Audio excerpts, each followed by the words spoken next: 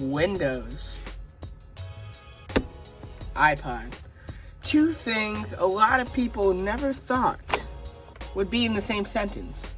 So in this video, I'm going to be running Windows XP. Yes, I know this is a Windows 7 box, but I'm going to be running Windows XP on an iPod. But I can't just do that. I mean, come on, everyone's already done it. Like, DankPod has ran Doom Eternal on an iPod. Michael MJD has ran Windows XP on an iPod. So in this video, I'm going to do something that I don't think anyone's ever done or thought to do. I'm going to be installing Windows XP on this iPod in order to sync music onto an iPod. Let's get started. Alright, so the first thing we have to do is completely erase and format the iPod. Let's go into iTunes here. Let's go restore. Let's restore it. Gonna let that restore go through and I'll be right back. Alright, so here we have iTunes coming saying, welcome to your iPod. In my downloads, I have Win to USB. So I'm gonna install this real quick.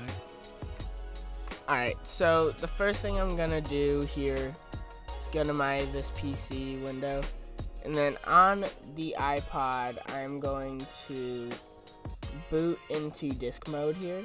Alright, so I'm gonna find my image file. I'm gonna try to use Windows XP here. Can't find bootable image. Huh.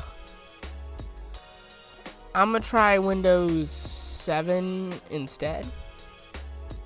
Okay, I'm gonna do Ultimate, or actually I'm gonna do Home Premium to save on storage a little bit. So let me go next here.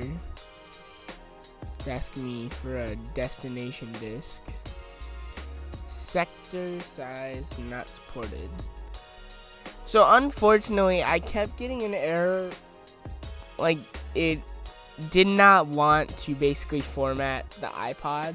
Or like the iPod kept getting messed with when I tried to format it. So what I'm gonna do is switch to 6th gen iPod. I gotta charge this one though, so yeah, we'll be back in a little bit. Okay, iPod, good. Selecting. Again, we're doing Windows 8.1. Windows to go on the MBR format, and that's fine. Go. Yes, go. Alright, Rufus didn't work. Let's try Win to USB again. So in this case, I'm just gonna do Windows 8 again, not 8, 8.1. Just to make this easier on everybody. Doesn't support Windows 10 Professional Operating System.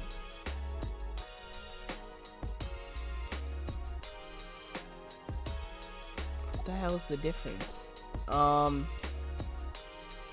Yeah, I don't know how he had such an easy time doing this. I mean, like, this is like stupid. The fact that I've tried 2 different iPods and both of them haven't even gotten past the simple like install process. Like I haven't even got, like it won't even format the iPod. That's how much it doesn't seem to like the iPod. So I'm gonna try using VMware Workstation to install Windows XP to the iPod by connecting it over USB. So alright, so now we're using a Windows installer here to try and, or a Windows XP installer to try and do this, to see if I can do this just like directly on an installer. I don't want to format that drive.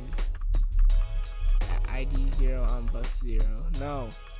Power off. Okay, we're gonna power it off. And then what I'm gonna do is go manage. I'm gonna go settings. And I'm going to completely remove the hard drive. That should be the only drive it's able to see. Alright? only drive it should be able to see is the iPod built-in disk. Okay, existing partitions in unpartitioned space. 76,121 megabyte. Okay, it sees it. Cannot gain access, contain a partition or free space you chose. Step cannot install what is its finger on this. No library access is not necessarily indicated. C, create partition.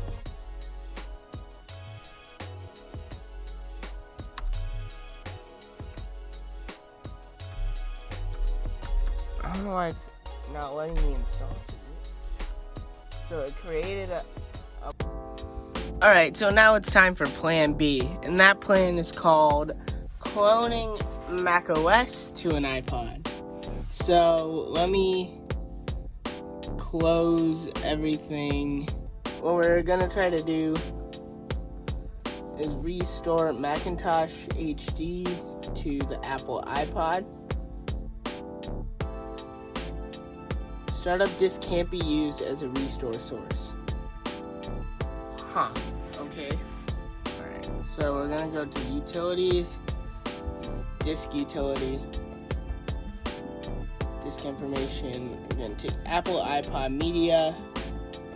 We're gonna erase it as macOS extended journal. We're gonna name it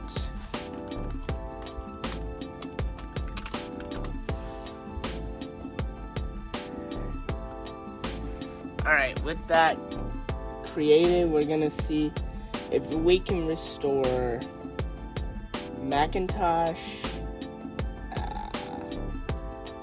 We're gonna go to here, Macintosh HD, and then we're gonna make our destination iPod HD. Restore and erase. One eternity later. Alright, so right now you can see we have Macintosh HD and the iPod HD or iPod hard disk actually has the freaking it actually restored properly. So what we're gonna try to do now is restart the system, holding Alt Option on my keyboard here, and seeing if we can boot into it. Okay, so we have multiple drives here. So we have Macintosh HD recovery 10.8.5. You can tell that's the internal hard drive because of the picture. OS 10 base system, that's my boot flash drive. And then we have Macintosh HD again and recovery 10.8.5 again. So, but these are the USB ones. So we are going to try booting into Macintosh HD.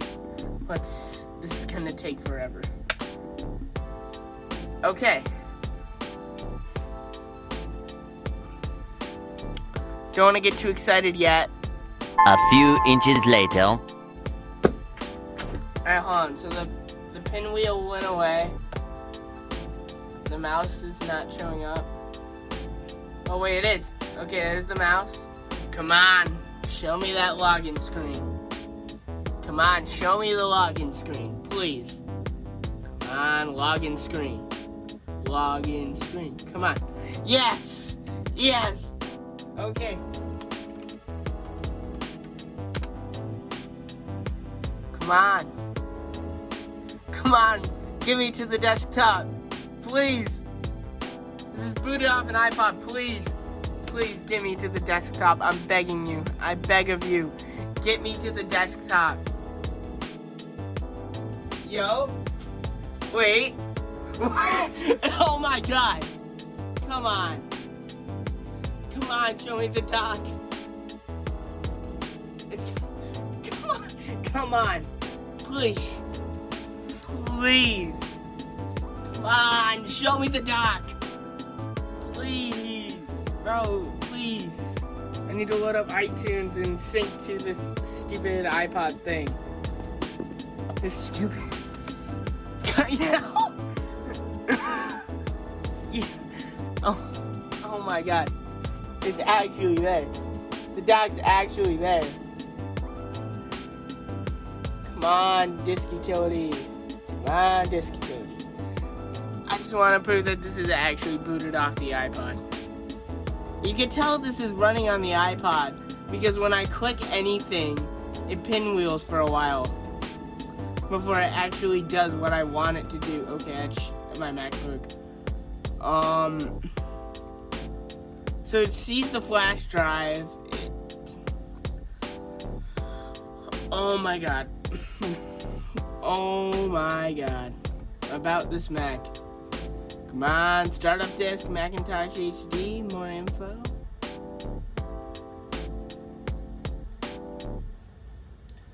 Okay, we do have iTunes up, but I'm not worried about iTunes right now. Oh, come on, please. Show yourself. Okay, we're actually, okay. Startup disk. It's got multiple disks selected here. You can see my 10.85 installation, my other 10.85 installation. You can see since this is the first one, this is what we're booted into. Alright.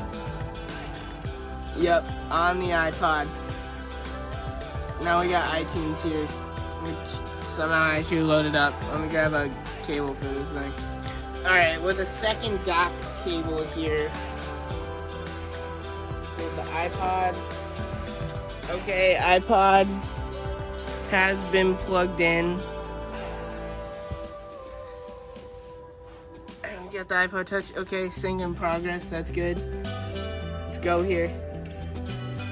Okay. Okay, it does see it. It does see it. That's good. Let's go. Music. Sync music. Yeah, it's fine. Sync. This is 15 songs. Yeah, it's fine. Erase and sync them. Let's see how long this takes.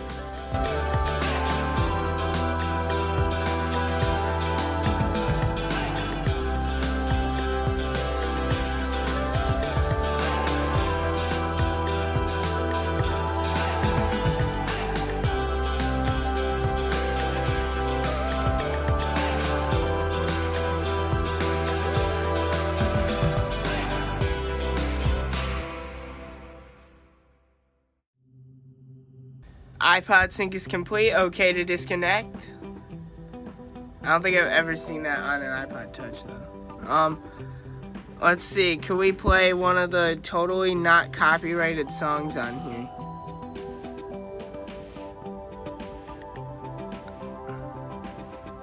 I wish I chose an iPod with a speaker. Let's try that again.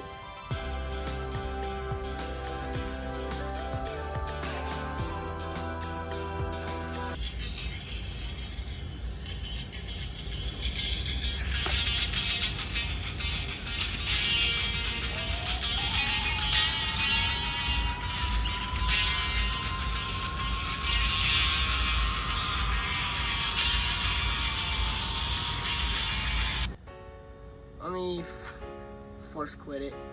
Quit that. Let me see how long just launch. If I do this, how bad will the iPod take it? If I do, this is diabolical. If I click, oh god. There it is. It's trying to launch everything at once. Look at all of that stuff. It's still opening everything. Like, look at that. If I move the iTunes down. Look at all that crap that's open right there. Let's see. 3, 2, 1.